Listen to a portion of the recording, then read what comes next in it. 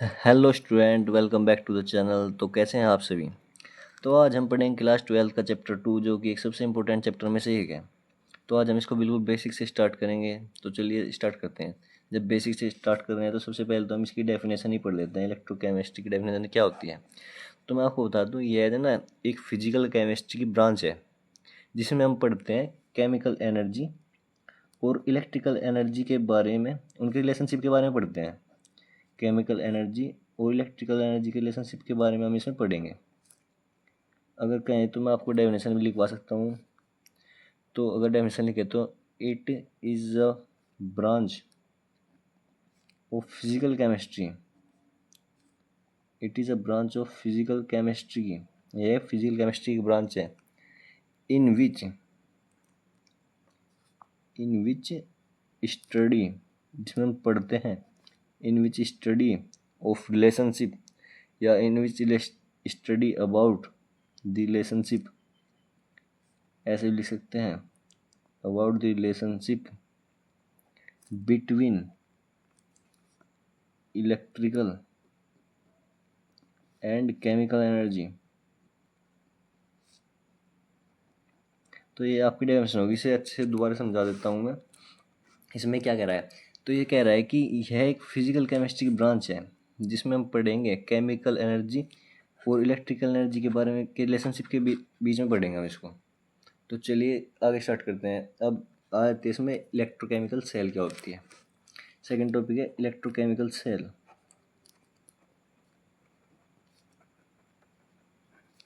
Electrochemical cell के बारे में पढ़ते हैं। चलो इसमें इलेक्ट्रोकेमिकल सेल का मतलब क्या है, तो मैं बता देता हूँ। वह सेल जो केमिकल एनर्जी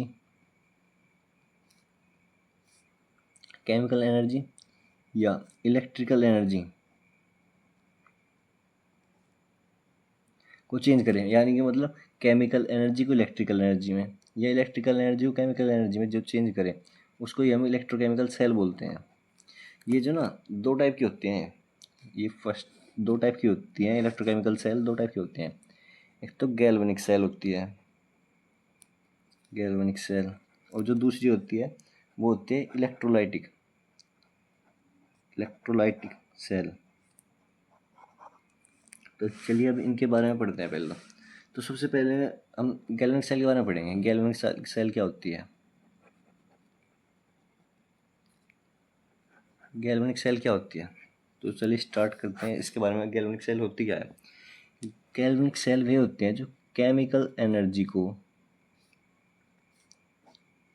इलेक्ट्रिकल एनर्जी में कन्वर्ट करती हैं। गैल्वेनिक सेल वे होते हैं जो केमिकल एनर्जी को इलेक्ट्रिकल एनर्जी में कन्वर्ट करती हैं।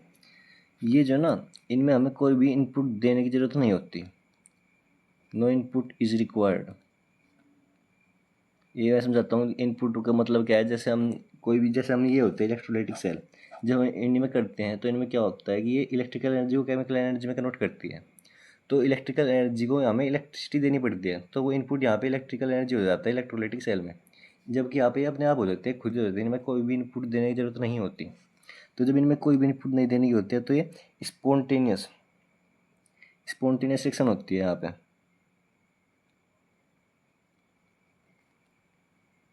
यहाँ पे स्पॉन्टेनियस रिएक्शन होती है। और जो है ना, यहाँ पे गिब्स फ्री एनर्जी जो होती है डेल्टा जी, वो निगेटिव होती है, यानी कि एक्सोर्गिक एक्सोर्गिक रिएक्शन होगी यहाँ पे। गैल्वेनिक सेल के बारे में मैंने तुम्हें थोड़ा बेसिक से बता दिया है। अब आगे का स्टार्ट करते हैं। गैल्वेनिक सेल में होता क्या है, तो चलिए अब स्टार्ट करते हैं वर्किंग। गैल्वेनिक सेल की working working of galvanic cell. तो और एक चीज़ और ध्यान रखना, गैल्वेनिक सेल का ही दूसरा नाम वोल्टेइक सेल होता है। इसको भी ध्यान रखना है, इसका दूसरा नेम है। तो चलिए अभी हम इसकी वर्किंग को स्टार्ट करते हैं। वर्किंग में होता क्या है, देखो थोड़ा ऐसे कर देता हूँ नीचे। यहाँ पे हम दो बीकर ले लेते हैं। देखो, एक बीकर ये ले लिया हमने, और दूसरा बीकर ये रहा। अब हम इसमें ना कोई भी सॉल्यूशन भर देंगे। कोई भी नहीं, यहाँ पे हमने Zn SO4 का सॉल्यूशन ले लिया। यहाँ पे जो हमने सॉल्यूशन लिया इसमें, यहाँ पे हमने ZnSO4 का सॉल्यूशन ले लिया। जो इसका हम एक्वस सॉल्यूशन लेंगे जिसमें मतलब वाटर प्रेजेंट हो, ये इसमें हम वाटर प्रेजेंट होगा वो सॉल्यूशन लेंगे। ऐसे ही हमने जो ना इधर CuSO4 का सॉल्यूशन ले देंगे, CuSO4, ये भी एक्वस ही होगा, इसमें वाटर की प्रेजेंट होगी वाटर। तो अब यहाँ पे हमें क्या करना होता है कि यहाँ पे हमने जो ना एक रोड दे दी, ये इनको इलेक्ट्रोड्स बोलते हैं, ये मेटल रोड होती हैं। ये जो ना ये जिंक की रोड होगी, जिंक Zn। इधर भी ले देंगे हम, इधर जो हम लेंगे ये भी मेटल रोड ही होती है, ये कॉपर की होती है, Cu रोड ऐसे लिख देते हैं। यहाँ पे जिंक रोड लिख देंगे। तो अब होता क्या है, यहाँ पे जो है ना हम इनको एक वायर से अटैच करते हैं, वायर से कनेक्ट कर देते हैं हम इनको। और जैसे वायर से कनेक्ट करेंगे यहाँ पे हम एक एमोमीटर लगा देते हैं, एमोमीटर लगा देंगे यहाँ पे, और एक वायर से कनेक्ट हो गया। और जरूर नहीं, हम यहाँ पे बल्ब भी लगा सकते हैं, और करके मैं बल्ब लिख देता हूँ, ये बल्ब हो गया। यहाँ पर हम बल्ब भी लगा सकते हैं कोई भी, ये एममीटर। तो अब यहाँ पे पता क्या होगा, अब जैसे ये जिंक की रोड है यहाँ पे, इस तरफ ध्यान ध्यान देना मेरी बात पे, यहाँ पे इस तरफ जो है ना ऑक्सीडेशन होगा। तो जो मैं थोड़ा साइड कर लेता हूँ, यहाँ पे ऑक्सीडेशन होगा, यहाँ पे OXI। ऑक्सीडेशन जब होगा तो ऑक्सीडेशन में यहाँ पे क्या होगा, यहाँ पे होगा जैसे जिंक है, ये जिंक रोड है, जिंक की रोड है Zn, सॉलिड होता है, ये रोड है सॉलिड ही होगी वो।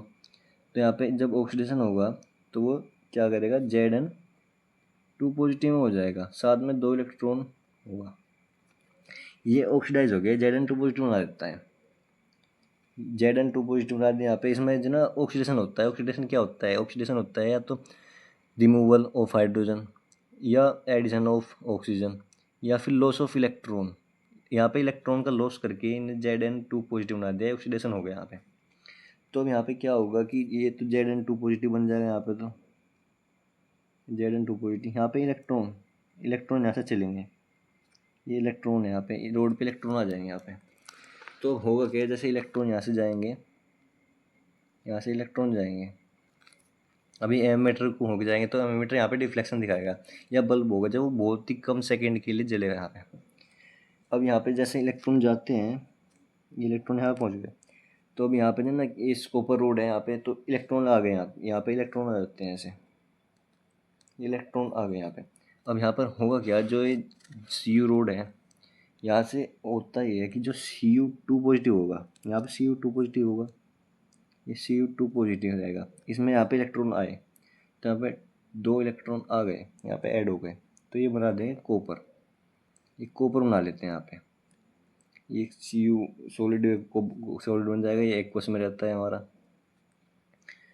तो यहाँ पे हो, ये सॉलिड में बन जाएगा। यहाँ पे क्या हो रहा है, यहाँ पे एडिशन ऑफ इलेक्ट्रॉन हो रहा है। तो जब एडिशन ऑफ इलेक्ट्रॉन है तो यहाँ पे क्या होगा, रिडक्शन, यहाँ पे रिडक्शन हो जाएगा। तो चलिए अब जो ना यहाँ पे आपको इतनी बात समझ में आ गई कि यहाँ से क्या होगा, यहाँ पे Zn रोड होती है, वो इसके साथ ZnSO4 में यहाँ पे ऑक्सीडेशन कर देती है, तो Zn से 2 इलेक्ट्रॉन का रिमूवल हो गए, यहाँ पे 2 इलेक्ट्रॉन का रिमूवल हो गया, Zn2 पॉजिटिव बन जाता है। ये तो 2 इलेक्ट्रॉन होती है, इलेक्ट्रॉन यहाँ रोड के थ्रू होकर जाते हैं, इधर को जाते हैं, यहाँ पे आ जाते हैं, तो Cu2 पॉजिटिव में मिलकर 2 इलेक्ट्रॉन का Cu बना देते हैं, कॉपर बना देते हैं। तो जो ना अब ये एक वर्किंग हो गया इसका, यहाँ पे जो ना ये जो बल्ब है बहुत ही फ्यू सेकंड के लिए जलेगा, बहुत ही फ्यू सेकंड के लिए। अब इस तरह ध्यान रखना है, बहुत ही कम सेकंड के लिए क्यों जलता है, बहुत ही इंपॉर्टेंट चीज़ है। तो ये जो ना एक चीज़, उससे पहले एक चीज़ और समझ लीजिए, नहीं चलो पहले मैं आपको बता रहा हूँ। जैसे यहाँ पे जो ना ये बहुत ही कम समय के लिए इसलिए जलता है क्योंकि जैसे यहाँ पे ऑक्सीडेशन लगातार होने लग रहा है, ये Zn2 पॉजिटिव बनने लग रहा है, बहुत ज़्यादा बन जाता है। यहाँ पे Zn2 पॉजिटिव की मात्रा बहुत ज़्यादा हो जाती है, ये बहुत सारा बन गया, यहाँ पे बनता जा रहा है, बनता जा रहा है। तो क्या होगा यहाँ पे ना, जब Zn2 पॉजिटिव की मात्रा ज़्यादा होती है तो इलेक्ट्रॉन को यहाँ से जाने ही नहीं देता।